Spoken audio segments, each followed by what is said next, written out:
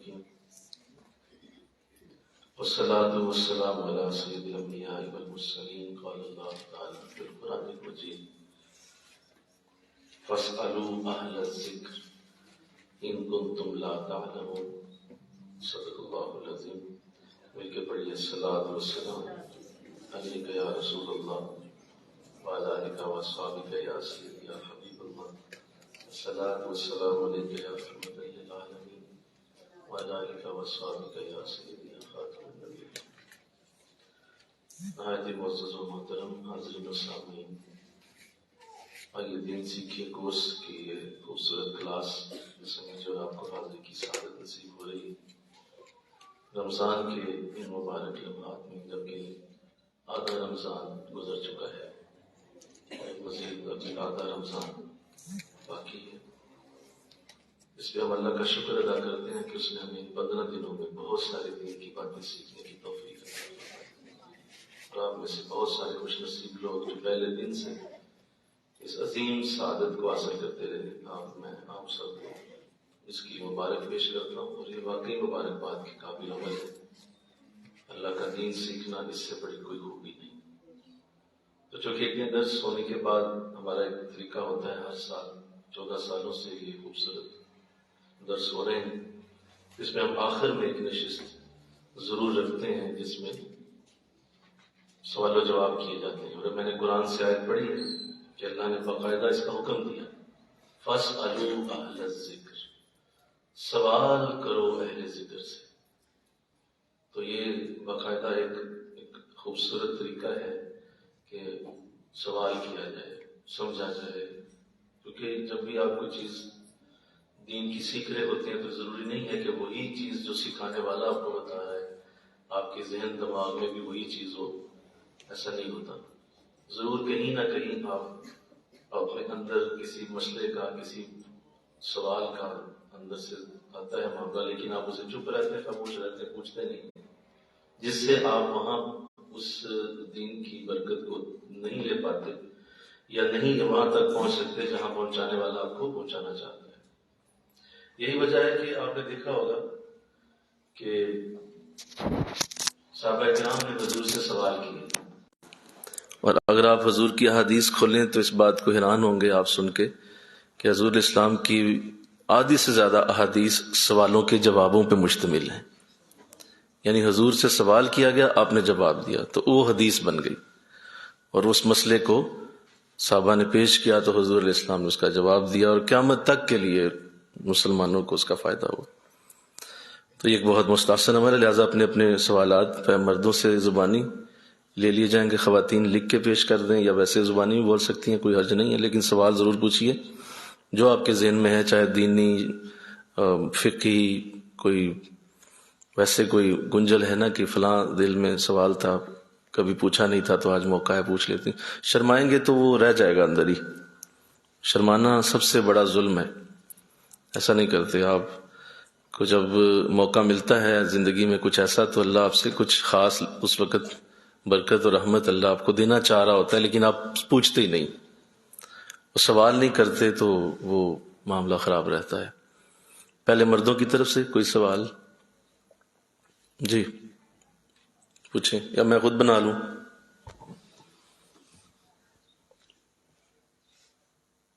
کوئی سوال نہیں؟ سبحان اللہ.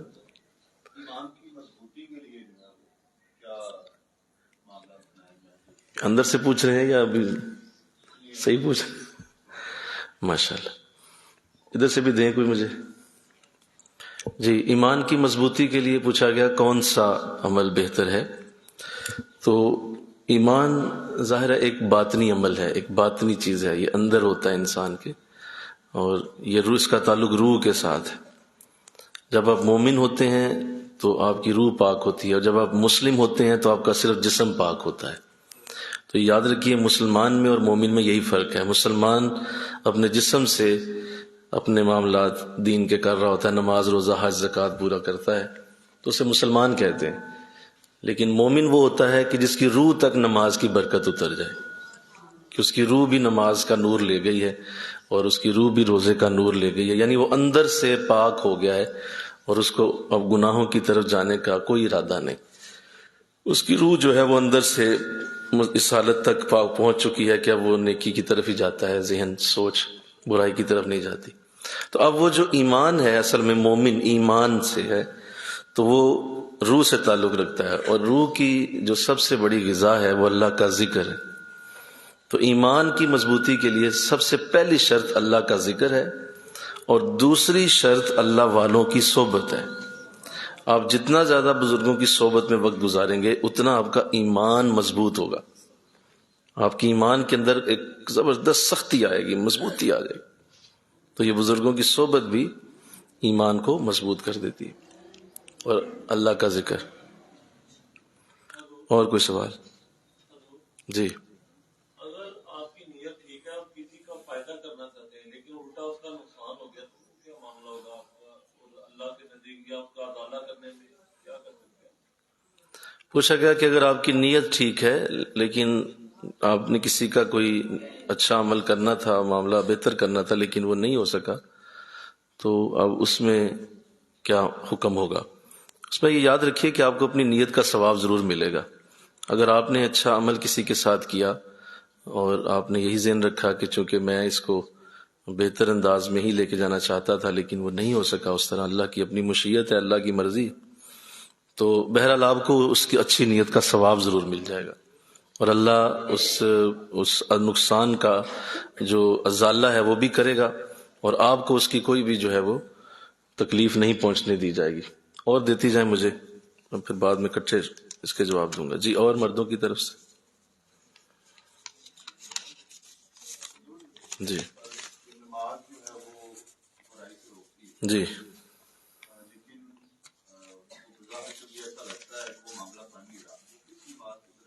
بہت اچھا سوال کیا گیا کہ قرآن میں لکھا گیا ہے کہ نماز جو ہے صلاۃ تنہا عن الفحشاء والمنکر، کہ نماز برائی سے روک دیتی ہے. تو بعض اوقات وہ معاملہ بن نہیں رہا ہوتا، یعنی ایک شخص نمازی بھی ہے لیکن وہ برائیوں میں بھی مبتلا ہے، تو اب اس میں کیا حکم ہوگا؟ تو اس میں یہ یاد رکھیں کہ وہ نماز جس سے برائی ختم ہوتی ہے وہ صرف ایک ہی ہے جو تم نے مسلسل پڑھنی ہے. لہٰذا مسلسل پڑھتے رہو، اور ایک وقت آئے گا کہ وہ نماز تمہیں ضرور اس عظیم سعادت تک پہنچا دے گی جس کے لیے قرآن نے اس کو کہا کہ نماز برائی سے روک دیتی. یہی معاملہ صحابہ کرام کے ساتھ بھی تھا، اور حضور کی خدمت میں ایک صحابی کا ذکر کیا گیا کہ حضور وہ آپ کے پیچھے نماز پڑھتا ہے لیکن فلاں برائی میں مبتلا ہے، اور اس کے اندر وہ برائی بہت زیادہ ہے، باز نہیں وہ آتے، نماز پڑھتے ہیں آپ کے پیچھے لیکن وہ عمل کرتے ہیں. تو دیکھ لیجئے یہ انداز بھی تھا. تو حضور کو جب علم ہوا تو آپ نے فرمایا کہ اسے نماز پڑھنے دو، اسے آنے دو، نماز پڑھتا رہے، ایک وقت آئے گا کہ اس کی نماز اسے روک لے گی اور وہ ضرور نکل آئے گا اس برائی سے. اس کا مطلب یہ نہیں ہے کہ انسان بعض اوقات اتنا مایوس ہو جاتا ہے کہ وہ اپنی اس برائیوں کو دیکھ دیکھ کے کہتا ہے یار چھوڑو یہ سب خنڈ بازی ہے، رہنے دو، اگر مجھے فائدہ ہونا ہوتا تو میں ہو ہی جاتا.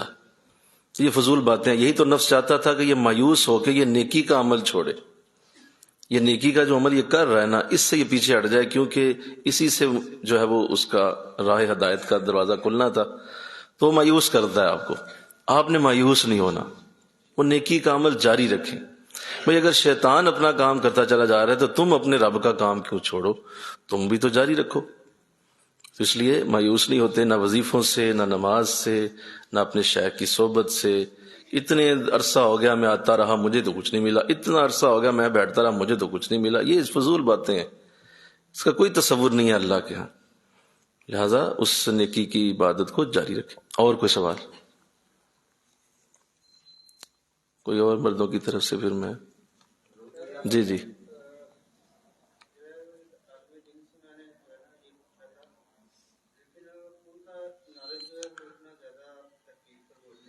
جی جی حکم.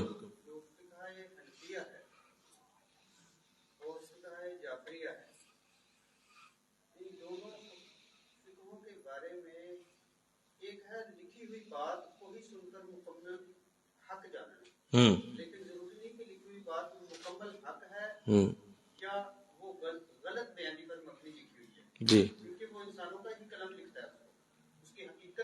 اچھے صحیح اسناد کا ہونا ضروری ہے. جی. تو فقہ جعفریہ کا حق ہونے کے بارے میں یا اس کے موجود ہونے کے بارے میں اسناد کیسی ہیں یا شیوخ کا کیا کہنا ہے؟ اور فقہ جو حنفیہ ہے وہ کہتے تھے اس کا وجود ہی نہیں ہے، لیکن میں نے کہا کہ سرسری بات جو ہے اس کو میں تسلیم نہیں کرتا. جی میں سمجھ گیا آپ کی بات، آپ تشریف رکھیں، میں آپ کی بات بالکل کلیئر سمجھ گیا. اب سن لیں. دیکھیں یاد رکھیں کہ اللہ نے اپنے کرم سے اور فضل سے جب سے دین اتارا ہے تو سب سے پہلے تو اس کو پھیلانے کے لیے انبیاء آئے، اور ہر نبی دین کو پھیلاتا رہا اور دین اسلام کی حقیقت لوگوں کے سامنے پیش کرتا رہا. آدم علیہ السلام سے یہ سلسلہ شروع ہوا، آقا دو جہاں صلی اللہ علیہ وسلم تک آیا. میں مختصر بات کروں گا کیونکہ بہت سارے سوال ہیں. تو حضور تک وہ سلسلہ آیا. حضور کے بعد یہ سلسلہ صحابہ میں پہنچا اور صحابہ کرام نے اس کو آگے بیان فرمایا. اب یہ یاد رکھیے کہ حضور اسلام کی جو صحبت تھی اس سے ہر صحابی نے خود سے علیحدہ سے فیض پایا ہے. حضرت ابوبکر صدیق رضی اللہ تعالیٰ عنہ، آپ نے حضور کی صحبت سے عشق رسول کی دولت پائی ہے، اور آپ کا جو انداز تھا حضور سے لینے کا وہ عشق رسول ہے، اور آپ کی پہچان عشق رسول. اس کا مطلب یہ نہیں باقی چیزیں نہیں پائیں، لیکن ایک چیز آپ کی طبیعت میں جو پریویل کر گئی وہ عشق رسول تھی. سمجھ آ رہی ہے بات؟ اسی طرح فاروق اعظم رضی اللہ تعالیٰ عنہ جو ہیں انہوں نے جو حضور سے پایا ہے وہ مینجمنٹ ہے، وہ حکومت کی اور منصب کی اور آگے جو پھیلانے کا انداز ہے اسلامی مملکت کو وہ آپ پہ ختم ہے. لہذا آپ جیسا کوئی مینجمنٹ والا عدل والا نہیں آیا، اور عدل کا سارا نظام آپ کے سر کے اوپر کھڑا ہوتا ہے، اور آپ نے حضور سے یہی لیا. حضرت عثمان غنی رضی اللہ تعالیٰ عنہ، آپ حضور علیہ السلام سے قرآن کو جمع کرنے کی قوت لے گئے. جامع القرآن آپ کی ذات ہے، اور آپ دولت کو تقسیم کرنے والے تھے، بے شمار آپ نے علاقے بھی فتح فرمائے اور دیگر بھی خوبیاں تھیں، لیکن زیادہ جو آپ کے اندر پریویل کر گئی وہ قرآن کو جمع کرنے کی صلاحیت تھی. وہ آپ کے دور میں ہوا اور آپ نے اس کو کر کے دکھایا. حضرت علی المرتضیٰ شیر خدا رضی اللہ تعالیٰ عنہ جو ہیں ان کے اندر حضور سے عبادت اور ریاضت کا نور آیا، اور زیادہ عبادت کرنا، ریاضت کرنا اور روزے رکھنا اور نیکی کے اعمال اس طرح سے تہجدیں پڑھنا. یہی وجہ تھی سیدہ فاطمہ کا رجحان بھی ایسے ہی تھا کہ وہ بھی زیادہ عبادت کی طرف. تو اس طرح حضور سے یہ نور سب نے علیحدہ علیحدہ لیا ہے. بالکل یہی معاملہ آگے صحابہ سے پھر یہ چیزیں آگے چلی ہیں، اور صحابہ کرام سے پھر یہ معاملات آگے نکلے، اور اس کے بعد ائمہ آئے. امام اعظم ابو حنیفہ رحمۃ اللہ علیہ تشریف لائے، امام احمد بن حنبل آئے، امام شافعی آئے، امام جعفر صادق آئے. تو ان سب نے اپنے اپنے انداز سے دین کے معاملات حضور سے سیکھے.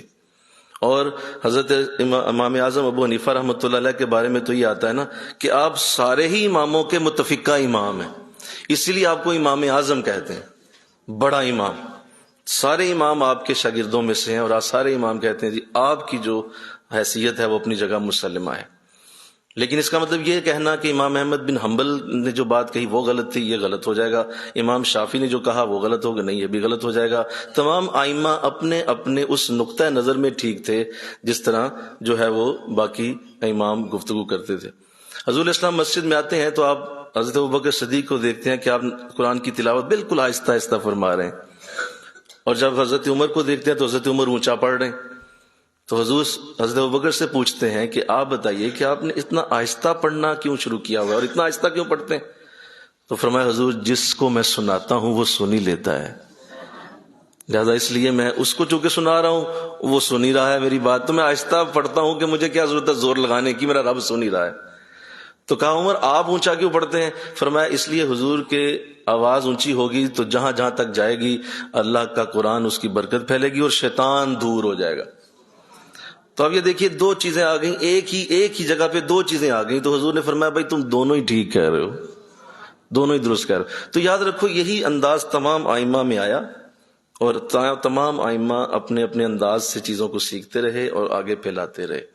یہ یاد رکھیے چاہے وہ فقہ جعفریہ ہو، چاہے وہ فقہ حنفیہ ہو، فقہ شافعیہ ہو، فقہ حنبلیہ ہو، وہ کوئی بھی ہو، مسئلہ یہ ہے کہ وہ سارے کا سارا انداز وہی ہونا چاہیے جو حضور کی لائی ہوئی شریعت اور حضور کی سنت کے اوپر کھڑا ہو.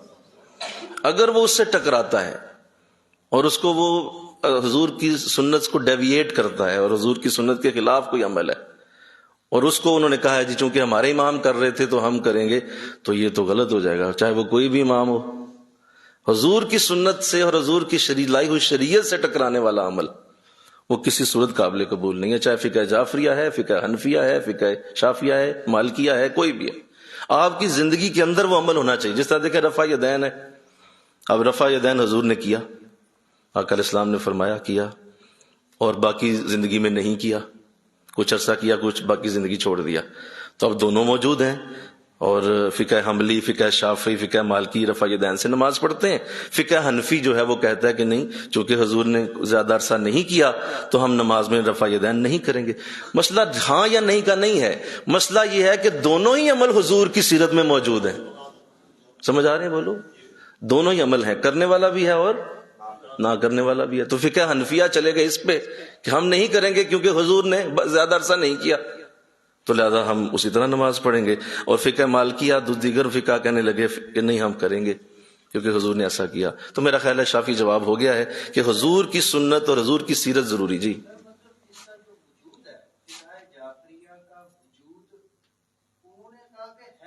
یہ ان کی اپنی سٹیٹمنٹ تھی، بالکل ہے، 100% ہے۔ حضرت امام جعفر صادق رحمۃ اللہ علیہ کے ساتھ اس کا تعلق ہے، اور یہ حضرت امام جعفر صادق کون ہے، میں ایک بات صرف بتا دوں کہ یہ اس ہستی کا نام ہے جس کو بزرگوں نے کہا کہ وہ اس قدر اعلیٰ، ان کو اللہ نے زیرک اور اللہ نے دین کی سمجھ دی ہوئی تھی کہ آپ نے ایک سوال ایک دن کیا اپنے شاگردوں سے، کہا کہ بھائی یہ بتاؤ کہ جو ہے وہ صحیح نیک کون ہوتا ہے، اصل نیک آدمی کون ہے، تو اور سمجھدار بندہ کون ہوتا ہے، عقل مند کون ہے، عقل مند نیک آدمی کون ہے؟ تو کہا جی عقل مند نیک آدمی، عقل مند وہی ہے جو دھیان سے کام کرے، بہتر کام کرے، وقت پہ کرے اور سوچ سمجھ کے کرے۔ کہا نہیں، یہ نہیں، صحیح بتاؤ کہ عقل مند کون ہوتا ہے، عقل مند نیک۔ تو کافی لوگوں نے جواب دیا، لیکن آپ نے فرمایا کہ نہیں تم سمجھ نہیں پا رہے ہو۔ کہا حضور پھر آپ بتا دیں۔ فرمایا عقل مند وہ ہوتا ہے کہ جب دو نیکیاں کٹھی ہو جائیں اور دونوں ہی کرنی پڑ جائیں تو دونوں میں سے بڑی نیکی کر جائے، چھوٹی چھوڑ دے۔ ایسا وقت آ گیا ہے کہ دو نیکیاں کٹھی ہو گئی ہیں اور دونوں میں سے ایک ہونی ہے، کیونکہ وقت تو ایک ہی ہوگا نا، دو کٹھی تو نہیں ہو سکتی، ایک ہی کرنی ہے، تو وہ چھوٹی نیکی چھوڑ دے، بولو بڑی۔ کہا یہ ہے عقل مند نیک آدمی۔ اور دوسرا فرمایا کہ وہ شخص عقل مند نیک ہوتا ہے جو دو گناہ کٹھے ہو جائیں، اور ایسی حالت آ گئی ہے، ایسا وہ پھنس گیا گرداب میں کہ اس میں سے ایک گناہ کرنا ہونا ہی ہونا ہے، ایسا انداز بن گیا کہ دونوں میں سے ایک ہوگا ہی ہوگا، تو وہ چھوٹا کر جائے، بڑا چھوڑ دے۔ تو اتنی زیرک ہستی ہیں آپ، اور آپ نے بہت زیادہ دینی خدمات ہیں آپ کی۔ اور حضرت امام اعظم کا تو آپ کے بارے میں یہ ارشاد ہے کہ میں نے ساری زندگی میں جتنا کام کیا میرا علیحدہ معاملہ رہا، 2 سال اگر میں امام جعفر صادق رحمۃ اللہ علیہ کی خدمت میں نہ جاتا تو نعمان بن ثابت ہلاک ہو جاتا، تو میں ہلاک ہو جاتا اگر امام جعفر صادق کے 2 سال مجھے نہ ملتے۔ یہ امام اعظم نے فرمایا رحمت اللہ۔ تو اس لیے ان کا اپنا وجود ہے، اس میں کوئی شک نہیں، فقہ جعفریہ اپنی جگہ۔ اچھا یہ سوال میرے پاس کچھ آئے ہیں، اکثر ہم ذکر عبادت کر رہے ہوتے ہیں پھر بھی افسردگی اور اداسی والی کیفیت رہتی ہے، اس کی کیا وجہ ہے؟ بہت اچھا سوال ہے جی۔ یاد رکھیں کہ افسردگی اور اداسی والی کیفیت یہ بڑی اچھی کیفیت ہے، یہ حضور کی طرف سے آتی ہے، یہ اچھی ہے، یہ بری نہیں ہے۔ افسردہ رہنا، اداس رہنا، یہ اچھی بات۔ تو اگر وہ ایسا ہے کہ اس سے آپ کا کوئی نقصان وغیرہ نہیں ہو رہا، ویسی طبیعت میں افسردگی ہے تو اس کو برا نہ سمجھیے، یہ ایک فکر اور سوچ کی علامت ہے۔ فکر مند بندے افسردہ ہی ہوتے ہیں، فکر مند بندے اداس ہی ہوتے ہیں، اور اگر اداس رہتے ہیں آپ تو اس میں یہ ایک اچھی علامت ہوتی، پریشان نہ ہو۔ لوگ پوچھتے ہیں جو کسی کا مرید نہیں اس کا بیڑا پار نہیں، کیا ہر کسی کے لیے بیعت ضروری ہے؟ کیا باقی لوگ بخشے نہیں جائیں گے؟ بہت اچھا سوال۔ سنیے کہ اللہ نے اپنے نبی کے صدقے اس بات کی تصدیق کر دی ہوئی ہے کہ امت محمدیہ بالآخر جنتی ہے، اس میں کوئی شک نہیں۔ یہ تو بخشش کا سوال تو ہے، اللہ نے کرم کر دیا، فضل کر دیا کہ ہم جس کے امتی ہیں وہ اس کائنات کا سب سے عظیم ترین انسان، اس میں کوئی شک نہیں، لہذا ان کی طرف سے برکت تو آئے گی۔ مسئلہ یہ نہیں ہے، مسئلہ بخشش نہیں ہے، بخشش کا معاملہ انشاءاللہ حل ہوگا، وہ ہوگا. جنت کے انداز اللہ دے گا. مسئلہ یہ ہے جنت میں جو درجے ہیں، جنت کی جو بلندی ہے، دیکھو نا، ایک تو یہ ہے کہ آپ یہاں مرکز میں داخل ہوں اور آپ وہ آخری صف میں بیٹھ جائیں. ٹھیک ہے، آگے آپ بھی مرکز میں ہیں بھائی، اور میری آواز آپ تک بھی آ رہی ہے، تسلی سے آپ بیٹھیں، بے شک آخری صف میں بیٹھ جائیں آپ، کوئی بات نہیں، تو آواز پہنچ جائے گی آپ تک. لیکن ایک یہ ہے کہ آپ اتنا زیادہ کوشش کریں، محنت کریں کہ آپ پہلی صف میں آ کے بیٹھیں. اور وہ پہلی صف کی جو برکت ہے وہ کتنی بڑی ہے. کیا کہ دو جہاں صلی اللہ علیہ وسلم نے فرمایا اگر میں تمہیں پہلی صف کی برکت بتا دوں تو تم میں سے لوگ تلواریں نکال کے مقابلہ کیا کریں کہ میں نے پہلی صف میں بیٹھا. اتنی برکت ہے پہلی صف کے اندر. مسئلہ یہ نہیں ہے، مسئلہ یہ ہے کہ آپ نے جب درجے پانے ہیں وہ کیسے پانے ہیں، کس طرح سے پائیں گے آپ، اور وہ عبادت میں پیوریفیکیشن کیسے آئے گی، نماز بہتر کیسے ہوگی، روزہ اچھا کیسے ہوگا، ذکر کیسے اچھا ہوگا، اللہ رسول کی معرفت کیسے ملے گی، اس کے لیے بیعت کے پروسیس سے گزارا جاتا ہے. لہذا بیعت آپ کے لیے کوئی اچنبے کی چیز نہیں ہے. یہ تو ایک یوں سمجھ لیں کہ ایسا شخص ایک میٹرک کر کے اپنی زندگی میں چلا گیا، واپس ہی نہیں آیا، زندگی میں مصروف ہو گیا، وہ بھی کھا رہا ہے، پی رہا ہے، شادی ہو رہی ہے، بچے ہو رہے ہیں. ایک تو وہ ایک ایف ایس سی کر کے چلا گیا، ایک بی ایس سی کر کے، ایک ہے وہ پی ایچ ڈی کر کے زندگی میں آیا ہے. تو بتاؤ اس کے انداز کیا ہوں گے؟ بولو نا بھائی. وہ پی ایچ ڈی کر کے زندگی میں شامل ہوا ہے، اس کے تو انداز ہی جدا ہوں گے، اس کے تو سوچ ہی اور ہوگی، اس کے اٹھنے بیٹھنے کے انداز، اس کی زندگی گزارنے کا طریقہ وہ میٹرک والے سے ڈیفرنٹ ہے. تو ایسے جو لوگ بیعت کے پروسیس سے گزرتے ہیں وہ پی ایچ ڈی کی طرح اس کی زندگی کے انداز بدل جاتے ہیں، کیونکہ وہ کسی کے ساتھ جڑ جاتے ہیں، وہ سمجھنے کے لیے ان کو راستہ دیا جاتا ہے. لہذا وہ انداز اور ہوں گے. تو بخشش کا تصور نہیں ہے، بخشش ہو جائے گی، لیکن بیعت سے بڑی برکت اور انداز اور ہوتا ہے. ہمیں کیسے پتہ چلتا ہے کہ اللہ کے ہمارا کیا مقام ہے؟ کبھی کبھی مجھے عبادت کرتے ہوئے نفس تنگ کرتا ہے، تو اللہ کو کیا ضرورت ہے تیری عبادت کی، یہ نفس کہتا ہے. بڑا اہم سوال کیا گیا، سنیے. دیکھو اللہ کے ہاں تمہارا کیا مقام ہے، یہ سوچنا اس سے بڑی اور کیا زیادتی ہو سکتی ہے کہ آپ قرآن سے جب پوچھیں تو اللہ کے ہاں تمہارا مقام کیا ہے. انی جاعل فی الارض خلیفہ، ہم نے تمہیں اپنے لیے زمین پہ خلیفہ اتارا ہے، تم خلیفہ ہو ہمارے. تو مقام پتہ چل گیا سب کو، آپ کو پتہ چل گیا جی کیا مقام ہے آپ کا.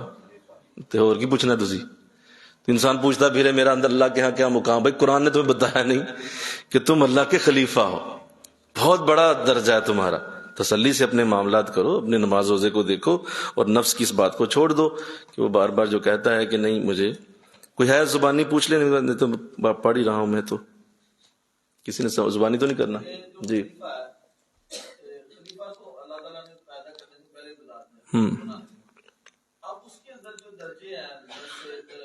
مطمئنہ نفس ہمارا،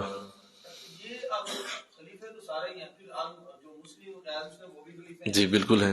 تو کیا خلیفہ ہونا درجہ ہوتا ہے، تو کیا یہ کافر درجہ نہ رکھتے جو اللہ اس کے سب کا انکار کرتے ہیں؟ بالکل ٹھیک، خلیفہ تو ہے لیکن خلیفہ کون سا الگ ہو سکتا ہے؟ بالکل یہ ایک الگ سوال ہوگا، لیکن میں نے اصل میں جو انہوں نے پوچھا اسی پہ میں نے عرض کیا کہ یہ بار بار سوچنا کہ میرا اللہ کے ہاں کیا مقام ہے، تو اس کا جواب قرآن نے تمہیں دے دیا ہوا ہے. اور تم اب اس خلافت کو دیکھو کہ وہ خلافت کیسے تمہارے اندر برکت پیدا کرے گی اور کس طرح وہ خلیفہ ہونے کا انداز ہوگا. اس کے لیے ظاہر ہے تمہیں کوئی شیخ ڈھونڈنا پڑے گا، وہ تمہیں بتائے گا کہ تمہاری خلافت کیا ہوتی. اگر کسی نے بیعت کی ہو تو ان کی خواب میں آ کر کوئی بزرگ سبق دے تو ہم وہ سبق پڑھ سکتے ہیں. جی بالکل پڑھ سکتے ہیں، کوئی حرج نہیں ہے، ایسا ہو سکتا ہے، سبق پڑھا جا سکتا ہے. بھائی سے 2 دفعہ معافی مانگی ہے، اب عمرے پہ جانا ہے، دوبارہ جو ہے وہ کوئی معاملہ ایسا بنا ہوا ہے کہ بھائی ناراض ہے، تو اب وہ جانا چاہ رہے ہیں عمرے پہ، تو میں چاہ رہا ہوں کہ دوبارہ معافی مانگ دو. بالکل ایسا کیا جائے، کوئی حرج نہیں ہے، لیکن بہتر تھا کہ وہ پہلی معافی پہ ہی معاف کر دیتا. اگر وہ دوبارہ معاف نہیں کر رہا تو اللہ اسے ہدایت عطا فرمائے، اگر کوئی معافی مانگ لے تو اسے فوراً معاف کر دینا چاہیے. کیا اعتکاف میں نہا سکتے ہیں؟ بغیر شرعی ضرورت کے نہانا اعتکاف میں منع ہے. یہ یاد رکھیے کہ اعتکاف چونکہ مسجد کے اندر رہنے کا نام ہے، اور مسجد سے آپ بغیر شرعی ضرورت کے نہیں نکل سکتے.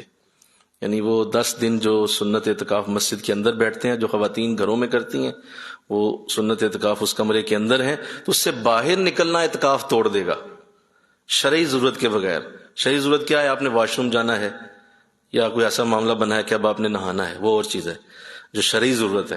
تو یہ جو فریشنس کے لیے آپ نہائیں گے تو یہ کوئی شرعی ضرورت نہیں ہے. آپ اس کو جو ہے وہ ویسے آپ اچھی طرح سے منہ وغیرہ دھو لیں اور گیلا تولیہ استعمال کر لیں تو بھی اس کی ضرورت پوری ہو جائے گی. لیکن آپ ویسے نہانا چاہتے ہیں تو اعتکاف ٹوٹ جائے گا. اعتکاف میں نہانا منع ہوتا ہے. اور کوئی سوال ہے جوانی تو پوچھ لیں، میں ساتھ ساتھ پڑھ رہا ہوں. پوچھا گیا کہ میں گھر میں محفل نہیں کروا سکتی، مجلس میں شامل نہیں ہو سکتی، میرا خود پہ کنٹرول نہیں ہوتا، طبیعت خراب ہو جاتی ہے، اس کے بارے میں کچھ بتا دیں. یہ کسی باقاعدہ بزرگ سے اس پہ کنسلٹ کریں کہ ایسا کیوں ہو رہا ہے. اور طبیعت خراب ہونا، اللہ کے ذکر سے طبیعت خراب نہیں ہوتی، یاد رکھیں، طبیعت صحیح ہو جاتی ہے. تو طبیعت خراب ہونا یہ کوئی طریقہ نہیں، اللہ کے ذکر سے طبیعت خراب ہو جائے. لہٰذا کسی بزرگ سے اس کو رجوع کریں، پوچھیں کہ میرے کیا معاملات.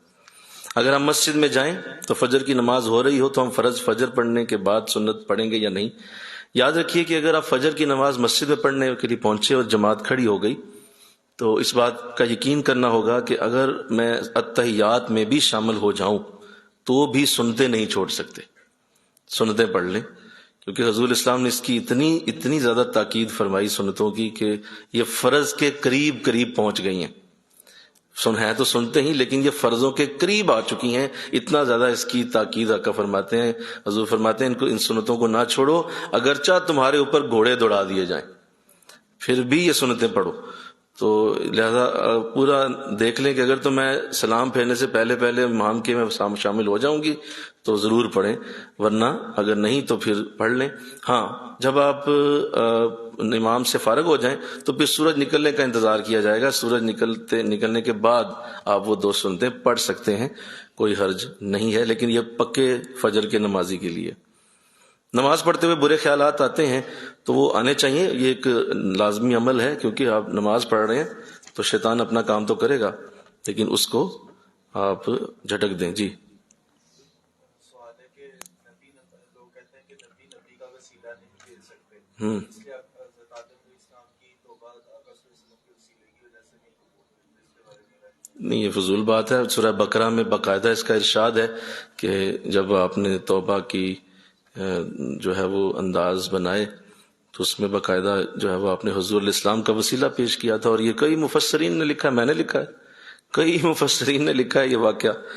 لہٰذا ہم نے مفسرین کی بات سننی ہے کہ ایک عام گزرتے ہوئے گلی کے بابے کی بات سنی ہے 10 بھی پھیرتا ہوا؟ نہیں میں نہیں مانتا بھائی، تیرے نام ماننے سے کیا ہونا، مفسرین نے لکھا ہے بھائی. تو جب انہوں نے لکھا ہے تو بات ان کی مانی جائے گی کہ تیرے گزرتے بابے کی بات مان لیں ہم. ایک تو یہ بڑا مسئلہ ہے کہ ہم نا مطلب ایسے لوگوں کی بات بھی سن لیتے ہیں جو بظاہر دین کا ان کے ساتھ کوئی تعلق نہیں ہوتا اور پریشان ہو جاتے ہیں. لہذا کبھی نہ ہو، صرف ان کی بات سنیں جو دین میں اتھارٹی ہیں، ان اتھارٹیز کی بات سنیں کہ وہ دین میں کیا بات کر رہے ہیں، وہی آپ کے لیے بہتر ہے. اور کوئی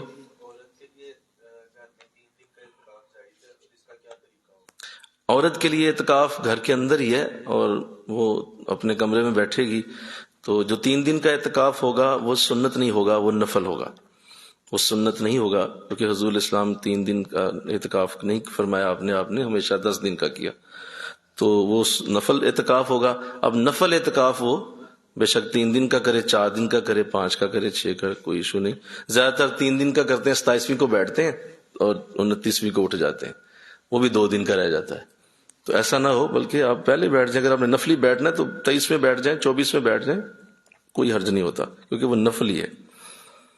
پوچھا گیا کہ ایک گھر میں اگر 3 فرقے ہیں، ایک بیٹا دیوبند ہے، دوسرا اہل حدیث ہے، تیسرا اہل سنت ہے، تو دیکھیے یہ یاد رکھیے کہ ہر بندے کو اللہ نے اپنی خاص انداز سے کریٹ کیا ہوا ہے اور یہ اللہ کا اپنا ایک نظام ہے. اور اس پہ یہ کہنا کہ جی یہ کیسے ہو گیا، کیوں ہو گیا، فرقے کیوں بن گئے، تو فرقے نہیں بننے تھے. آقا علیہ السلام نے جب اپنی حدیث میں فرما دیا کہ میری امت میں 72 فرقے ہوں گے اور ان میں سے ایک جنت میں جائے گا، باقی اپنے معاملات کی وجہ سے جنت میں نہیں جا سکیں گے. تو لہذا جب حضور نے فرما دیا ہوں گے تو بولو، سارے بولو ہوں گے. اس پہ لڑائی نہ کرو کہ کیوں ہے بھائی، جب حضور نے فرمایا ہوں گے تو مسئلہ ختم ہو گیا. اس لیے کہ ایک ماں کے 6 بیٹے ہوں، وہ 6 کے 6 بیٹے ایک جیسی سوچ والے نہیں ہو سکتے. کیا ہوتے ہیں؟ نہیں ہوتے، الگ سوچ کے ہوتے ہیں. ایک مشرق کو جا رہا ہے، دوسرا مغرب کو جا رہا ہے، ایک شمال کو جا رہا ہے تو چوتھا جنوب کو جا رہا ہے. تو بچوں کے اندر وہ ماں کا، حالانکہ ایک ہی جسم سے وہ پیدا ہوئے، پھر بھی ان کی سوچیں علیحدہ ہیں. تو یہاں تو بھائی کروڑوں مسلمان ہیں بھائی، تم ساتھ چاہتے ہو سارے ایک طرف چلیں، تو یہ تو نہیں نہ ہونا. سب کے ذہن علیحدہ، ملک علیحدہ، جسم علیحدہ، سوچیں علیحدہ، گرمی سردی کے موسم علیحدہ، پہننے سہنے کے طریقے علیحدہ. تو بھائی وہ تو الگ ہوگا نا، عبادتوں کے طریقے بھی اس طرح ڈیفرنٹ ہو جائیں گے. ہاں مسئلہ یہ ہے کہ سچا کون ہے. تو اس کے لیے حضور نے واضح فرمایا کہ جو میری اور میرے صحابہ کی سنت پہ چلے گا وہ سچا ہے. نام اس کا کوئی بھی رکھ لو، نام کچھ بھی رکھ لو، سچا وہی ہے جو میری اور میرے صحاب کی سنت پہ ہوگا، بس اسی کے اوپر چلنا چاہیے.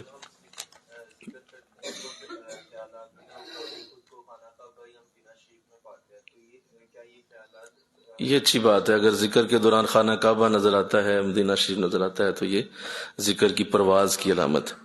بچی کا نکاح ہو گیا ہے، ابھی رخصتی نہیں کی ہے، 2 یا 3 سال تک رخصتی نہیں کی جائے گی، تو کیا نکاح ٹوٹ جائے گا؟ یہ تو یاد رکھیے کہ نکاح کے بعد جتنی جلدی ہو سکے، یہ بہت بڑا ظلم ہے جو آج معاشرے کے اندر ہم دیکھ رہے ہیں کہ نکاح کر دیتے ہیں اور اس کے بعد جو ہے وہ کہتے ہیں جو کہ بچی ہماری ہو گئی، تسلی رکھیں، اب ریسٹ کریں سارے، اور دونوں خاندان ریسٹ پہ چلے جاتے ہیں.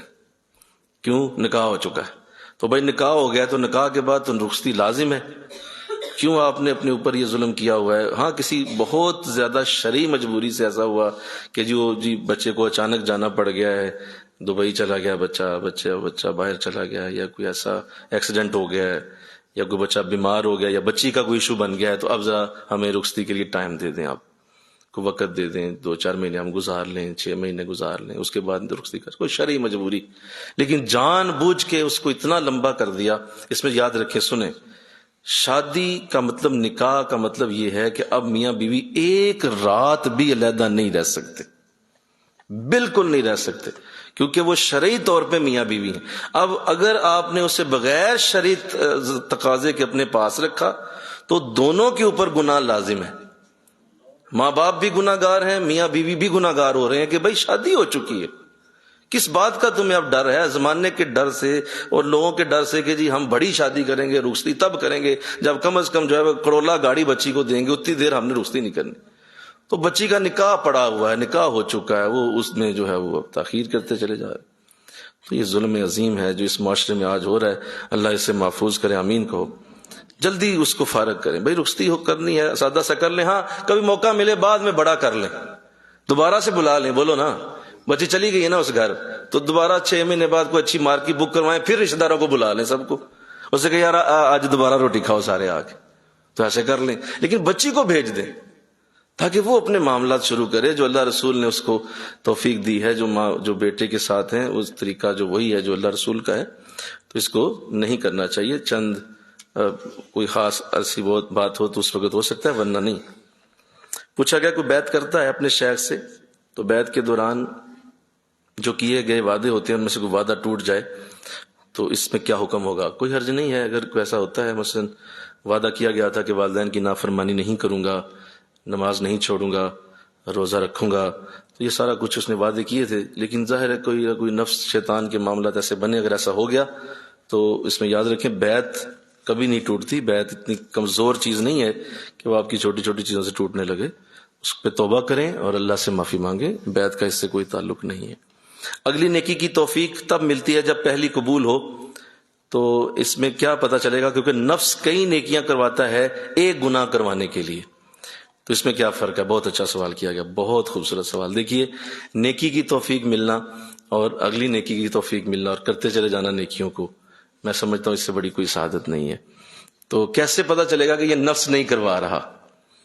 اس کا انداز یہ ہوگا، یاد رکھیں کہ اس نیکی کو جو آپ آئندہ کرتے چلے جائیں گے اس میں آپ کے شیخ کی رضا شامل ہوگی اور مرشد کی رضا چل رہی ہوگی کہ بیٹا تم صحیح کر رہے ہو اور درست راستے پہ جا رہے ہو. اس کا مطلب یہ ہے کہ اب نفس سے تم آزاد ہو، کیونکہ شیخ نے تمہارے لیے اس پہ سند لگا دی اور اس نے کہہ دیا کہ تمہارا. اور عام لوگوں کو اگر نہیں ہے شیخ ایسا، تو پھر اس کے لیے ایک ہی انداز ہوگا کہ وہ چھوٹے گی نہیں، وہ مسلسل چلتا رہے گا، سال ہر سال عمل ہوگا اور وہ کبھی نہیں ختم ہوگا. لہذا اس کا بھی یہی انداز ہوگا کہ وہ اللہ نے ہی آپ کو عطا کی، وہ نفس نے نہیں دی ہے، کیونکہ وہ مسلسل آپ کرتے چلے جا رہے ہیں اور آپ کی وہ نیکی کبھی ختم نہیں ہو رہی، مسلسل چل رہی. جی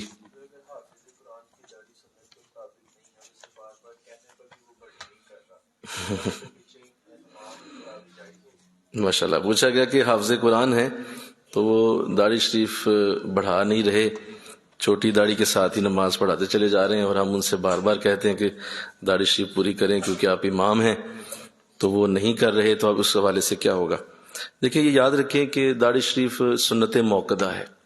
میں نے کیا بولا؟ سارے بولے ہیں یہ موقدہ سنت ہے. موقدہ مطلب حضور نے اسے کبھی چھوڑا ہی نہیں ہے، ہمیشہ رکھا ہے. تو اس لیے جو امام صاحب ہیں وہ اگر اس سنت موقدہ پہ عمل نہیں کر رہے تو وہ ان کا اپنا معاملہ ہے، اور اس پہ اللہ رسول نے ہدایت عطا فرمائے. آپ نماز پڑھ لیں ان کے پیچھے، کیونکہ ان کے داڑھی شریف کا انداز موجود ہے، نماز ہو جائے گی. ہاں بالکل داڑھی شریف نہیں ہے تو پھر علماء نے منع کیا، اس پہ منع کیا گیا کہ ایسے شخص کی امامت جائز نہیں ہے. لیکن اگر اس کا نشان موجود ہے، وہ چل رہی ہے، بڑھ رہی ہے، اور وہ کہہ بھی رہا ہے کہ یار اچھا میں رکھوں گا، تو اس سے نماز ہو جائے گی، نماز اس کے پیچھے پڑھیں. لیکن بہرحال اس کو رکھنی چاہیے، اور اس کو پورا امامت کا اگر وہ منصب سنبھال رہا ہے تو اس کو ضرور اس پہ عمل کرنا چاہیے. اگر چھوٹی سے کچھ نہیں ہوا تو بڑی رکھنے سے بھی کچھ نہیں ہونا. یہ بھی عجیب بات ہے کہ چھوٹی رکھ لی ہے تو ہو گیا نا، تو بھائی بڑی ہو جائے گی تو کیا ہو جائے گا، بڑی کروا لیں، اس میں کیا ہوگا. اگر کوئی آدمی کام کر رہا ہے اور اسے کام نہیں مل رہا، اور وہ کسی ٹھیکیدار سے کام لے رہا ہے، اور وہ ٹھیکیدار اپنی کمیشن نکال کر اسے مزدوری دے رہا ہے، تو بالکل ٹھیک ہے، ایسا ہو سکتا ہے. اگر وہ کمیشن لیتا ہے تو ظاہر ہے اس نے کام اسے دیا ہے، تو اس میں کوئی حرج نہیں ہے، ایسا کرنا کوئی مشکل نہیں. اور کوئی سوال ہے تو زبانی پوچھیں.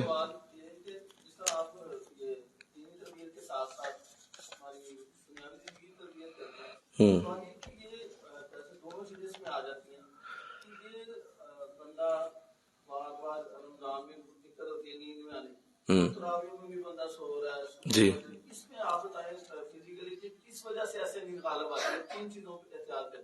بہت اچھی بات پوچھی، اللہ اکبر. اب اس پہ مجھے علامہ اقبال کا شعر پڑھنا پڑے گا. علامہ اقبال نے جس لیے فرمایا نا، اللہ اکبر، ہم سے کب پیار ہے تمہیں، ہاں نیند تمہیں پیاری ہے، تب آزاد پہ قید رمضاں بھاری ہے، تم ہی بتاؤ کیا یہی آئین وفاداری ہے. تو اصل میں یہ محبت کی کمی ہوتی ہے. جس کی محبت ہوتی ہے نا اس کی نیندیں اڑی ہوتی ہیں. یہ پیار کی کمی ہے، اس نظام سے محبت نہیں ہے. ورنہ یہ کیسے ہو سکتا ہے کہ شیخ آپ کا جاگ رہا ہو اور مسلسل لگا ہوا اور آپ گھر میں خراٹے مار رہے ہوں؟ یہ کوئی نہیں. اس کا مطلب ہے پیار شیار کوئی نہیں ہے، اور یہ بس ہم ایک لگا بندہ سا مصنوعی سا رشتہ ہے، اور آپ غلط فہمی میں ہیں کہ آپ مرید ہیں. مریدی ہے اس کو نہیں کہتے. مریدی تو آپ کی نیندیں اڑا دیتی ہے کہ بھائی میں جس کا مرید ہوں وہ اس وقت کہاں ہے، جو وہ مسجد میں ہے، تو مجھے بھی وہیں ہونا چاہیے. تو یہ ہے. تو اس لیے بس وہی ہے جو علامہ اقبال نے کہہ دیا کہ ہم سے کب پیار ہے تمہیں، ہاں نیند تمہیں پیاری ہے. تو اللہ اس پہ توفیق دے، محبت بڑھا دیں. انشاءاللہ آپ بھی تراویح میں بھی جاگتے رہیں گے، صبح بھی جاگتے رہیں گے. فزیکل ٹپ یہی ہے کہ کھانا کم رکھیں، اپنی ذرا ترتیب کو اس طرح رکھیں، کھانا پانی ذرا تھوڑا رکھیں گے نا تو اس سے ہو جائے گا. یہ زیادہ کھانا کھانے سے بھی ہوتا ہے. جی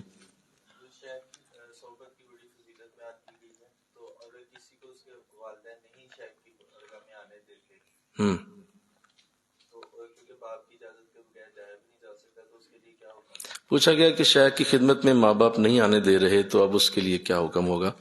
اس پہ یاد رکھیں کہ اس پہ ذرا اب سیاست صحیح چلنا ہوگا، کیونکہ ماں باپ کی نافرمانی کرنا بھی کسی صورت بھی روا نہیں ہے. اور اگر وہ لوگ ظاہر ہے دیندار نہیں ہیں تو ان کو کبھی سمجھ نہیں آنی کہ شیخ اور مرشد کے معاملات کیا ہوتے ہیں، تو وہ آپ کے راستے میں سب سے بڑی دیوار ہوتے ہیں. اور اسی طرح شوہر بھی ہوتا ہے کہ وہ بے دین آدمی ہے، بیوی نے نیکی کا ایک رستہ اپنایا، اب وہ اس پہ جو ہے وہ اس کی غیرت جاگ جاتی ہے، ہر جگہ بھیجتا ہے، بازار چلی جا، شادی پہ چلی جا، فلاں جگہ جو ہے وہ کوئی پارٹی ہے وہاں بھی چلی جا. ہاں جہاں دین کی مجلس ہوگی وہاں محترم کی غیرت یوں جاگے گی جیسے کبھی سوئی نہیں زندگی میں. تو وہ غلط ہوگا کیونکہ بے دین آدمی ہے، اسے پتہ نہیں نا. تو ایسے ہی ماں باپ بھی بے دین ہوتے ہیں، اس میں کوئی شک نہیں. بے شمار ہمارے دور میں آج ماں باپ، اللہ معاف کرے سارے تو نہیں لیکن زیادہ تر بے دین ماں باپ ہیں. تو ان کے لیے کوئی ایسا نہیں، وہ کہتے ہیں جی یہ کیا مطلب ہوا، ہم نہیں جانے دیں گے، ہم ماں ہیں، ہم باپ ہیں. تو اس لیے پھر بڑی ترتیب سے چلنا ہوگا، بڑی اس پہ سیاست سے، محبت سے، پیار سے انہیں منانا ہوگا، اور لڑائی جھگڑا نہیں ہے اس میں، اور نہ ہی اس میں کوئی بے ادبی ہے. پیار سے انہیں منائے اور ان کو بھی ساتھ لے کے آپ ایک دفعہ چلیں تو صحیح میرے ساتھ، دیکھیں میں وہاں کیا کرتا ہوں، آپ کو نظر آ جائے گا وہاں میں کیا کرتا ہوں. تو اگر آپ کو وہاں جا کے دیکھ کے آپ کو سمجھ آ گئی تو مجھے جانے دیجیے گا، اور اگر نہیں تو ٹھیک ہے میں نہیں جاؤں گا. تو اس طرح سیاست سے چلے، انشاءاللہ اللہ اسے توفیق دے دے گا، یہ مل جائے گی توفیق، لیکن محبت سے چلے. جب شروع میں ہمیں ختمات کی اجازت ملتی ہے تو ہم مسلسل پڑھتے ہیں، اگر درمیان میں چھوٹ بھی گئے ہوں تو ہم دوبارہ پڑھتے ہیں. اس بارے میں کچھ ارشاد فرما دیجیے. ظاہر ہے ختمات شریف کی اجازت ملنا یہ بہت بڑا اللہ کا کرم ہے، اور جس بیٹی کو یا جس لڑکے کو، جس مرد کو یہ توفیق مل جائے کہ اس کے شیخ نے اسے ختمات کی اجازت دے دی ہے، تو یہ اس کا مطلب یہ ہے کہ اب اس پہ بہت زیادہ اس نے اعتبار کیا ہے، اور اس نے یہ پورا اللہ سے یہ بات کر دی ہے کہ میں نے اسے اپنی جگہ بٹھانا ہے. ختمات کی اجازت اسی کو دی جاتی ہے جس کے لیے یہ سوچ ہو کہ کل کو یہ میری کرسی پہ بیٹھے گا. یہ یاد رکھیں، یہ آخری درجہ ہوتا ہے، اور یہ بہت بڑا درجہ ہوتا ہے کہ شیخ کی کرسی پہ کوئی بٹھائے بیٹھ جائے. تو اس لیے وہ بہت بڑا اعتماد ہے. اب اس اعتماد کو پھر آپ نے ٹھیس نہیں پہنچانی ہوتی. انشاءاللہ کہہ دیجیے، اللہ توفیق دے اس کو پھر پڑھتے رہنا چاہیے تاکہ جو شیخ نے میرے لیے سوچا وہ پورا ہو جائے. قضاء عمری کا طریقہ کیا ہے؟ تو یہ قضاء عمری جو ہے یہ آخری جمعہ میں، یہ بزرگوں نے لکھی ہے کہ جب آخری جمعہ آتا ہے رمضان کا تو اس میں اس کو پڑھا جاتا ہے، اور وہ بھی ظہر سے عصر کے درمیان جو ہے یہ 12 نفل ہوتے ہیں. کتنے ہیں جی؟ 12 نفل ہوتے ہیں. تو یہ بزرگوں نے، جو کہ اس دن کی فضیلت بہت بڑی ہے، اور اگر اللہ نے اس دن کو جو عزت دی ہے جمعۃ الوداع کو، رمضان کا آخری جمعہ، تو اس کے لیے پھر بزرگوں نے قضاء عمری کے نفل لکھے ہیں. یہ کوئی ہارڈ اینڈ فاسٹ رول نہیں ہے، یاد رکھیں. یہ کوئی اس طرح نہیں ہے کہ بڑی ہی اس پہ جناب دلیلیں کہ دی جائیں گی، نہیں. یہ بزرگوں نے کہا کہ بہت بڑا دن ہے تو 12 نفل پڑھو اور اللہ سے دعا مانگو کہ اللہ تمہاری قضاء نمازوں کو ادا میں بدل دے. قضاء مطلب وہ پڑھی ہوں، یہ نہیں کہ وہ پڑھی نہیں ہیں تو وہ ادا میں بدل جائیں گی، ایسا نہیں ہونا. جو آپ نے زندگی میں قضاء پڑھی تھیں، امید ہے کہ اس نفل سے، اس دن کی عزت سے وہ ادا میں بدل جائیں. وہ اچھی بات ہے، وہ کر لینا چاہیے، اس میں کوئی شک نہیں. اپنے شیخ کو بار بار خواب میں دیکھنا یہ بہت اچھی بات ہے. اگر کوئی ایسا عمل ہو رہا ہے کسی کے ساتھ کہ اس کو خواب میں شیخ بار بار نظر آتے ہیں تو یہ حضور علیہ السلام کی ہی زیارت کی طرف جانے والا عمل ہے. یعنی حضور کی زیارت کروانے جانے کے لیے اب یہ رستے پہ چل پڑا ہے کہ اس کو ان قریب حضور کی زیارت ہونے والی ہے، کیونکہ شیخ کو دیکھ دیکھ کے آہستہ آہستہ اس کے اندر نور نور نور نور بڑھتا چلا جاتا ہے، اور ایک وقت آتا ہے کہ وہ حضور کو دیکھ لیتا ہے. تو یہ اچھی بات ہے ایسا ہونا. تراویح میں 2 دن سے سجدے والی جگہ پر مجھے کچھ ایسا لائٹ وغیرہ نظر آتی ہے، تو یہ اچھی بات ہے. اگر وہ نظر آ رہی ہے تو کوئی حرج نہیں ہے، اور اس طرح کی چیزیں ایک اچھی کیفیات ہوتی ہیں، اور ان کیفیات کو بس دیکھ کے تو اگنور کر دینا چاہیے. اب آپ جب اگلے دن سجدہ کریں گی وہ لائٹیں نظر نہیں آئیں گی تو آپ کہیں گی لو لائٹیں غائب ہو گئی ہیں. او بھائی ایسے نہیں ہوتا، یہ کیفیت ہوتی ہے، یہ کیسے انداز ہوتے ہیں. کبھی کبھی ایسے انداز آتے ہیں، چھوڑ دیں، اگنور کریں. آپ اللہ کا ذکر، نماز جاری رکھیں. یہ اگنور کرنے کی چیزیں ہوتی ہیں. اگر وہ خواب میں کعبہ شریف چلا گیا تو کیا کعبہ پہنچ گیا؟ وہ نہیں، وہ تو ایک خواب تھا. خواب میں کعبہ دیکھا آپ نے تو اچھی بات ہے. صبح اٹھ کے 20 لوگوں کو آپ بتا رہے ہیں، کیوں بتا رہے ہیں آپ؟ اگلے دن خواب میں نہیں آئے گا تو پھر کہیں گے لوہن خوابہ نظر نہیں آیا. وہ نہیں، یہ تو کیفیات ہیں، یہ اللہ دیتا رہتا ہے تاکہ میرا بندہ رستے پہ چلتا جائے، اور اس کو یہ تھپکی ہے کہ اچھا ٹھیک ہے تو بہت اچھا چل رہا ہے، چلتا جا، اچھی جگہ تو آیا ہوا ہے، تو اچھی بات. لیکن کیفیات کو ہی مقصود بنا لینا کہ یہ مجھے آج مزہ نہیں آیا، آج سکون نہیں آیا، آج مجھے لائٹیں نظر نہیں آئیں، تو اس کا کوئی تصور نہیں اللہ کے ہاں، کوئی تصور نہیں. آپ نے یہ جو سجدہ دیا نا فجر کا، یہ کروڑوں کیفیات سے بڑا ہے، نہ کوئی کیفیت ہے. وہ جو سجدہ آپ نے دے دیا نا فجر کا، وہ سب سے بڑا ہے. اس سے بڑی کیا ہو سکتی ہے چیز؟ لوگ ڈھونڈتے پھرتے ہیں، کرامات ڈھونڈتے پھرتے ہیں. بھئی آپ جس مرکز میں اس وقت بیٹھے ہوئے ہیں، اس سے بڑی بھی کرامت ہو سکتی ہے، کوئی بولو نا بھائی. کہتے جی ہوا چھوٹ کے وہاں ہوتے، اے بنا کے وہاں نظر آ، یہ کیسے بن گیا؟ تو ریالٹی، جو چیزیں ریالٹی میں ہوتی ہیں ان کو دیکھا کریں کہ وہ آپ سے ہو رہی ہیں یا نہیں. اگر وہ ہو رہی ہیں تو آپ واقعی بڑے ہیں. اور اگر خوابوں میں بس ہواؤں میں اڑتے پھر رہے ہیں ایسا ہو گیا تو تیسا ہو گیا اور میں نے خواب میں یہ دیکھ، بھائی وہ خواب ہے. وہ خواب میں کوئی وزیر اعظم بن جائے تو وزیر اعظم ہوگا صبح اٹھ کے، وہ چلا جائے جا کے اسلام آباد بولے میں نے خواب میں دیکھا تھا میں وزیر اعظم ہوں، نکلے باہر آپ میں وزیر اعظم ہوں یہاں کا. وہ کہیں گے بھائی وہ خواب تھا، یہ ریالٹی ہے. اس میں تم ایک عام آدمی ہو، جا کے اپنا دکان کھول جا کے. اس لیے بعض اوقات نا لوگ اس طرح کی جو کیفیات ہوتی ہیں ان کو اتنا زیادہ اپنے اوپر سوار کر لیتے ہیں کہ بس اس کو بھی دیکھتے رہتے ہیں اور وہ بس اسی میں رہ جاتے ہیں. اور بس حشر کے دن پتہ چلے گا اس کا تو منقے کے برابر بھی اللہ کے ہاں کوئی وجود نہیں ہے. اصل تو وہ تھی جو تم نے حضور کی شریعت پہ عمل کیا، جو دین پہ عمل کیا، جو قرآن پہ عمل کیا. اور کوئی سوال؟ جی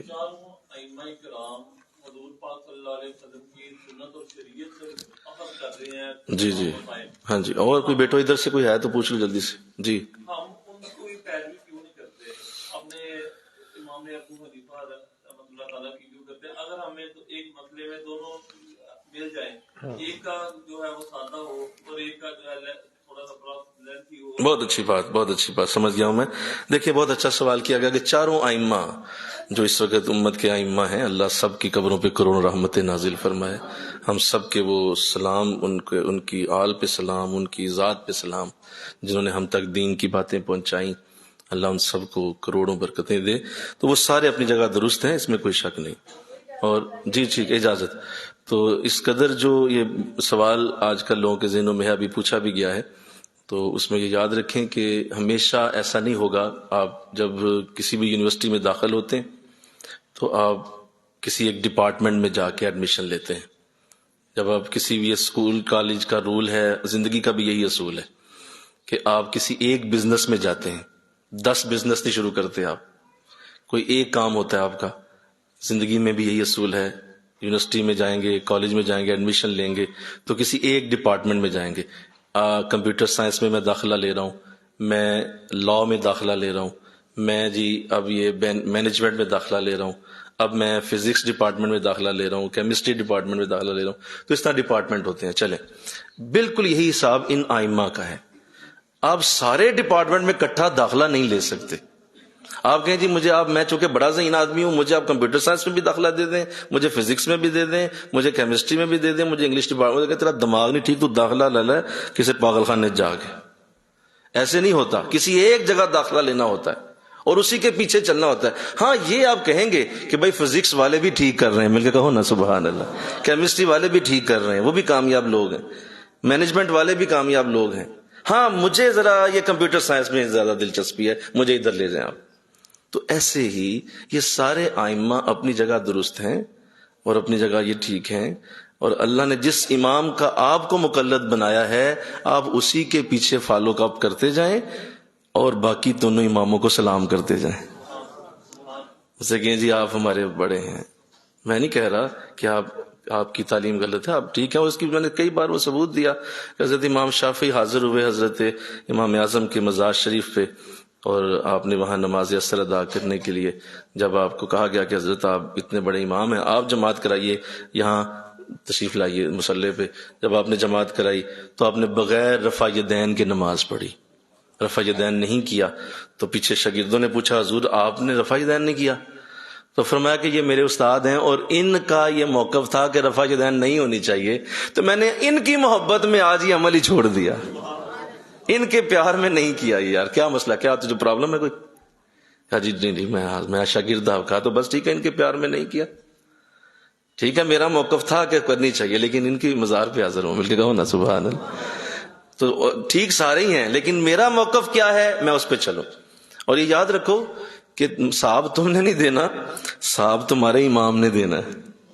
جی جی، ہم جب بھی ایسے معاملات میں جائیں گے تو اللہ خیر فرمائے حشر کے دن، اللہ کرے ایسا ہونا تو نہیں، لیکن مثال دیتا ہوں، اگر ایسا ہو بھی گیا تو ہم سیدھا امام اعظم کی بارگاہ پہنچیں گے، حضور ذرا جواب دیو نا اللہ نے تسی جو دسیا سی، آپ دیں جواب، ہم تو آپ کے پیچھے چل رہے تھے. تو اللہ بھی کہے گا تم سے نہیں بات کرنی ہے، تمہارے امام سے کرنی. قرآن نے بھی کہا یوم ندعو کل اناس بامامہم، ہم قیامت کے دن تمہارے امام کے نام سے تمہیں بلائیں گے. تو قرآن نے کہا کہ ہم تو امام کو بلائیں گے، وہاں تمہیں نہیں بلانا. تو امام صاحب جواب دیں گے کہ نہیں دیں گے؟ پھر بولو نا یار، کیسے اعلیٰ امام ہیں آپ. کبھی آپ پڑھیں تو صحیح امام اعظم کون تھے، قربان جائیں آپ کی شخصیت پر. تو لہٰذا اس لیے ایک ہی امام ہوگا اور اس کے پیچھے ہی چلنا ہوگا. سب پہ ایمان لانا اچھا ہے، جس طرح سارے نبیوں کے اوپر ہم ایمان لاتے ہیں بولو، لیکن چلتے کس پہ ہیں؟ رسول خدا پہ. سارے نبی اچھے ہیں، عیسیٰ علیہ السلام، موسیٰ، حضرت یونس، حضرت ابراہیم، سب اپنی جگہ درست ہیں، لیکن ہم جس کو فالو کریں گے وہ حضور ہوں. تو بالکل یہی انداز ائمہ کے ساتھ. حضور کی یاد میں رونا کیسا ہے؟ حضور کی یاد میں رونا بہت اچھا ہے، اور اللہ اگر آپ کو توفیق دے تو دعا کریں اللہ ہمیں بھی دے، یہ بہت بڑی توفیق. اگر کوئی حافظ قرآن، آخری بات، اگر کوئی حافظ قرآن ہے تو کیا اس کا حفظ کرنا لطائف کے معاملات کو بہتر کرنے میں مدد دیتا ہے؟ جی بالکل، بہت اچھا ہے. ضرور آپ لطائف کو طے کریں. اگر آپ حافظ قرآن ہیں تو یہ زیادہ اچھی بات ہے. اگر حضرت کے درس میں کسی مسئلے کے حل کے لیے وظیفہ بتائیں تو کیا اجازت لینی ہوگی؟ نہیں. اگر انہوں نے خود سے بتا دیا کسی درس میں تو وہ سب کو عام اجازت ہوتی ہے کہ آپ سب اس کو کر سکتے ہیں، اس کے لیے علیحدہ اجازت کی ضرورت نہیں ہوتی ہے. اللہ سمجھنے کی توفیق عطا فرمائے. آمین. اللہم صلی علی لا حول ولا قوۃ الا باللہ العلی العظیم. الہ العالمین، جو جلدی سے جتنے بھی مولا ممکن ہو سکے سوالوں کے جواب دیے گئے، بتایا گیا، مولا اپنی رحمت فرما اور ہم سب کی کرم نوازی اپنی رحمت سے آج کی یہ نشست کو قبول فرما. الہ العالمین، اگر کوئی خلاف واقعہ بات ہوئی تو جو ہے وہ مجھے ہمیں معاف فرما اور ہم سب کے لیے مولا اس دین کی نشست کو بہتر بنا دے اور برکت عطا فرما دے. ایک سوال اصل میں آیا بڑا اچھا. تیسری بیٹی کے گھر بھی بیٹی ہوئی ہے، اس کے سسرال والے باتیں کر رہے ہیں کہ بیٹی کیوں پیدا ہوئی ہے. تو یہ بڑا ظلم ہے، اور ایسا جملہ یہ چونکہ ہم بڑا طویل وقت ہندوؤں کے ساتھ ہمارا گزرا ہے، تقریباً 900 سال ہم نے ہندوؤں کے ساتھ گزارا ہے پاکستان بننے سے پہلے. تو یہ وہاں سے آیا ہے کہ ان کے ہاں آج بھی عورت کو بڑا ہی منحوس خیال کیا جاتا ہے. تو وہی تصور مسلمانوں کے اندر ہے. حالانکہ ہمارے دین میں تو بیٹی کی پیدائش پہ بیٹے سے زیادہ خوشی منائی جاتی ہے. یعنی ہمارے دین میں الٹ ہے، ہمارے دین میں بیٹی کی پیدائش پہ زیادہ خوشی ہے بیٹے سے. تو چونکہ وہ صحبت کا اثر ہے 900 سال کا، کہ وہ اسی طرح وہی گندگی لوگوں کے اندر موجود ہے. تو اللہ اسے محفوظ کرے. آمین کہو. کہ بیٹیوں کی پیدائش پہ ایسا لفظ بولنا اور ایسے جملے کہنا، اس سے بڑی کیا زیادتی ہو سکتی ہے. اور وہ بھی جو خود بیٹی ہے، مثلا ساس نے کہا ہوگا، وہ بھی تو کسی کی بیٹی ہے اور وہ بیٹی کو برا کہہ رہی. تو کیا ظلم ہے، کیا زیادتی ہے. کیا وہ اولاد اس نے اپنی مرضی سے لی ہے؟ کیا اس نے خود جنم دیا اسے، یا اس کے پیٹ میں خود اس نے ڈیزائن کیا اسے؟ کیا کس طرح تم نے برا کہہ دیا؟ مطلب کیا اس کا کوئی 1% بھی اس میں انوالومنٹ ہے بیٹی کی، جس کے ہاں بیٹی پیدا ہوئی ہے؟ 1% بھی انوالومنٹ نہیں ہے، سوائے یہ کہ اس نے جنم دیا اسے. تو باقی تو کام اللہ کا ہے. تو آپ نے ڈائریکٹ اللہ پہ بات کر دی کہ تو نے بیٹی کیوں دے دی. تو اللہ پھر پوچھے گا تجھے کہ میں نے بیٹی دی تھی تو میری طرف سے وہ برکت آئی تھی، تو نے اگر ایسی بات کی ہے تو ہوتی کون ہے کہ میرے اس نظام کے اوپر بات کرے؟ میں جسے چاہے بیٹی دوں، جسے چاہے بیٹا دوں، جس کو مرضی جو مرضی دے دوں. تو تم کس طرح یہ بات کر سکتے ہو کہ بیٹا ہوا یا بیٹی ہوئی؟ تم نے چپ کر کے اس کو ایکسپٹ کرنا ہوتا ہے، اس کو سینے سے لگانا ہوتا ہے. میرے رب نے جو دیا مجھے بہتر ہی عطا کیا، یہ ہوتا ہے. تو بیٹی ہوگی، بیٹا ہوگا، بھائی تصور ہی کو نہیں. کسی کا نہ شوہر انوالو ہے نہ بیوی انوالو ہے. یہ تو اللہ کی دین ہے، جس کو جو چاہے عطا کرے. اللہ اس پہ توفیق دے دے اور اللہ معاف فرما دے. حضور مجھے عشق رسول کی دولت آپ سے ملی ہے، لیکن مجھے تصور شیخ سے زیادہ برکت ملتی ہے. ہر ذکر میں، نماز میں شیخ کی صحبت کی محبت کی شدت زیادہ ہوتی ہے. دیجیے ٹھیک ہے، کوئی حرج نہیں ہے، ایک ہی بات ہوتی ہے. شیخ کی محبت حضور کی محبت کی طرف ہی لے جانے والی ہے.